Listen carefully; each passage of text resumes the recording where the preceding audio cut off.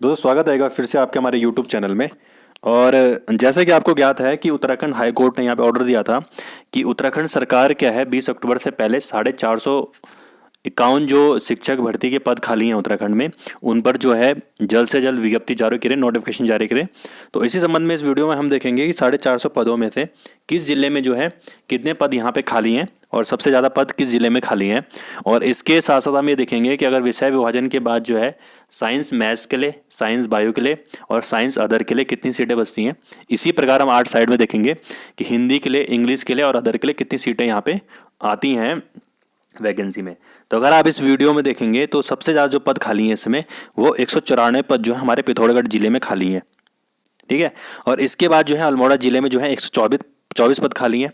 इसी प्रकार से बागेश्वर में है 45 पद खाली, और पौड़ी में जो है 30 पद खाली हैं, चंपावत में 19 पद खाली हैं। इसी प्रकार से रुद्रप्रयाग में 15 और टिहरी में 14 पद खाली हैं। इसी प्रकार से चमोली में जो है 10 पद खाली है।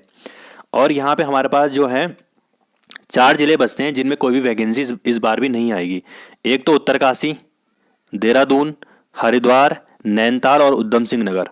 ठीक है, ये 5 जिले हो गए जिन 5 जिलों में वैकेंसी नहीं आएगी।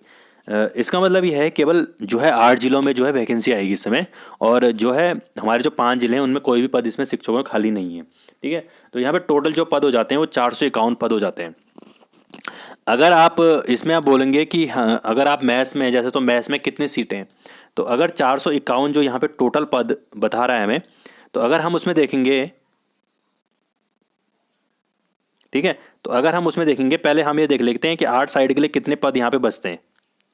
ठीक है, और साइंस के लिए कितने बचते हैं। ठीक है, आर्ट और साइंस के लिए यहाँ पे कितने पद यहाँ पे बचते हैं। तो अगर आप 451 पदों में देखेंगे यहाँ पे, तो यहाँ पे हम लिख देते हैं 451। ठीक है, तो इसमें अगर देखेंगे आप, कोटा है 50-50%, यानी 50% जो सीटें वो साइंस के लिए जाती हैं और 50% सीटें आर्ट्स के लिए जाती हैं। तो अगर यहाँ पे आप साइंस के लिए देखेंगे तो साइंस के लिए जो 40% है, इसमें आते हैं केवल मैथ्स वाले जिनका फिजिक्स और मैथ्स, ग्रेजुएशन में जिनका फिजिक्स और मैथ्स होता है। इसी प्रकार जिनका ग्रेजुएशन में बायोलॉजी है, और बाकी जो 20% सीटें बचती हैं वो बचती हैं अदर के लिए। ठीक है, तो 40% मैथ्स के लिए, 40% यहाँ पे बायोलॉजी के लिए होगी, और 20% यहाँ पे किसके लिए होगी, अदर के लिए होगी। अदर कौन सा आएगा, जैसे किसी ने ग्रेजुएशन में साइंस हो, उसके सैन्य विज्ञान हो, या BCA किया उसने, या बीटेक किया उसने, या BCom किया हो उसने, तो उसको हम 20% में यहाँ पे लेते हैं। तो अगर आप देखोगे 225 पद यहाँ पे साइंस के आएंगे, साइंस सब्जेक्ट में 225 पद आएंगे। और अगर आप इसका 40% निकालोगे तो लगभग कितना आएगा। ठीक है, तो लगभग यहाँ पे जो आएगा 80 सीटें, 80 से 85 सीटें मान लेते हैं हम, 80 सीटें मान लेते हैं हम साइंस के लिए आएगा। और जो 80 सीटें किसके लिए आएंगी, 80 सीटें यहाँ पे मैथ्स के लिए आएंगी, 80 सीटें यहाँ पे बायोलॉजी के लिए आ जाएंगी, बायोलॉजी के लिए आ जाएंगी। और बाकी जो 20% सीटें बचती हैं, यानी कि आप लगभग लगा रहे हैं 45 सीटें। ठीक है, तो अगर 45 सीटें यहाँ पे देखेंगे, और 20% में आएगी जिनका बीटेक, BCA, BCom या सैन्य विज्ञान, या कोई भी अदर सब्जेक्ट रहा होगा साइंस में, मैथ्स और बायोलॉजी के अलावा, तो 20% लोग यहाँ पे आ जाते हैं। तो अगर पूरे जिले में हम देखें, जिन 8 जिलों में साइंस की वैकेंसी आनी है, तो उसमें मैथ्स के लिए केवल जो है 80 पद हैं। इसी प्रकार बायोलॉजी के लिए कितने पद हैं, 80 पद यहाँ पे हैं, और 20% अदर के लिए हो जाते हैं। इसी प्रकार से अगर 225 पदों में हम आर्ट्स के लिए देखें, ठीक है, आर्ट्स के लिए देखते हैं यहाँ पे, तो 20% पद जो है हिंदी के लिए। ठीक है, और 20% जो पद हैं वो इंग्लिश के लिए हैं।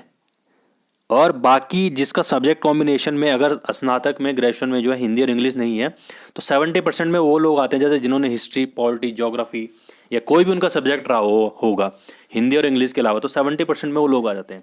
तो अगर आप 225 का 20% निकालोगे तो लगभग आपकी सीटें आ जाती हैं यहाँ पे 45 सीटें जो आ जाती हैं हिंदी वालों के लिए आएगी, और लगभग 45 सीटें ही यहाँ पे जो है इंग्लिश वालों के लिए आती हैं। और बाकी जो बचते हैं, तो 90 यहाँ पे हो गए टोटल। तो यहाँ पे लगा लो 120 से 30 पद, 125 से 30 पद यहाँ पे जो आएंगे 70% वालों के लिए आती हैं, जिनका ना हिंदी है ना इंग्लिश है। ठीक है, तो आप इसमें देख सकते हैं इस प्रकार से आएंगी। अगर आप बोलते हो कि जनरल के लिए केवल कितनी सीटें होंगी, तो जनरल के लिए अगर जनरल हिंदी की बात करेंगे तो हम 20 सीटें होंगी यहाँ पे। ऐसे जनरल इंग्लिश के लिए यहाँ पे 20 सीटें होंगी, और बाकी 20 सीटें जो आएंगी रिजर्वेशन के लिए जाएंगी, जैसे SC हो गया, ST हो गया, OBC हो गया, EWS हो गया। ठीक है, तो यहाँ पे अगर जब हम पद देखते हैं 451 है, लेकिन जब सीटों के बंटवारे में देखते हैं हम, तो बहुत ही कम पद यहाँ पे जो है आते हैं। ठीक है, तो ये इसका पूरा इस भर्ती का सारांश था कि कितने पद किस सब्जेक्ट के लिए आएंगे। लेकिन अगर इसके बाद जब कभी भी नोटिफिकेशन आता है इस भर्ती का तो आपको ग्रुप में हम यहाँ पे बता दिया जाएगा, जो पूर्ण उसकी जानकारी होगी। ठीक है। उत्तराखंड जो प्राथमिक शिक्षक भर्ती है उसमें जो एलिजिबिलिटी है वो होती है आपका, एक तो ग्रेजुएशन होना चाहिए, ठीक है, और दूसरा आपका क्या होना चाहिए, या तो आपके पास डीएलएड हो, ठीक है, जिसको पूर्व में बीटीसी के नाम से जाना जाता है, और या तो आपके पास बीएड हो। ठीक है। और यहाँ पे डीएलएड और बीएड होना चाहिए, लेकिन यहाँ पे जो प्रायोरिटी है वो डीएलएड वालों के लिए है। और अभी उत्तराखंड में देखें जो डीएलएड वाले हैं उनका जो 2200 उत्तराखंड प्राथमिक शिक्षक भर्ती जो 2020 चल रही है उसमें उन सभी का हो जाना है, वो 520 या 530 लोग हैं केवल। और बाकी जो अब जो 451 वाली भर्ती आएगी उसमें शायद से केवल बीएड वाले ही बचेंगे, बीएड वालों के लिए ये भर्ती होगी, क्योंकि डीएलएड वाले सारे उसमें चले जाएंगे। ठीक है। तो जब कभी इस भर्ती का नोटिफिकेशन आएगा तो हम आपको यहाँ पे पूर्ण जानकारी, जो भी इसकी जानकारी होगी वो हम आपको बता देंगे।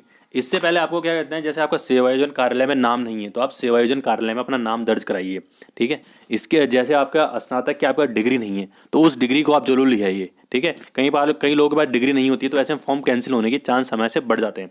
सेवायोजन कार्यालय में नाम नहीं होता है तो उसके कारण भी क्या है, यहाँ पे जो है दिक्कतें आ जाती हैं। जैसे किसी का सीटेट की मार्कशीट है तो सीटेट की मार्कशीट किस में आती है, डिजी लॉकर में आती है। तो आधार आपको उसमें आधार में आपको अब क्या कराना पड़ता है, अपना फ़ोन नंबर अपडेट कराना पड़ता है, तभी हमारा डिजी लॉकर बनता है। ठीक है। तो ये सारे काम आप तब तक कराइए और जब भी भर्ती आएगी आपको बता दिया जाएगा। धन्यवाद। या आपका अगर कोई भी इसमें संबंध में कोई भी प्रश्न है तो आप कमेंट सेक्शन में हमसे पूछ सकते हैं।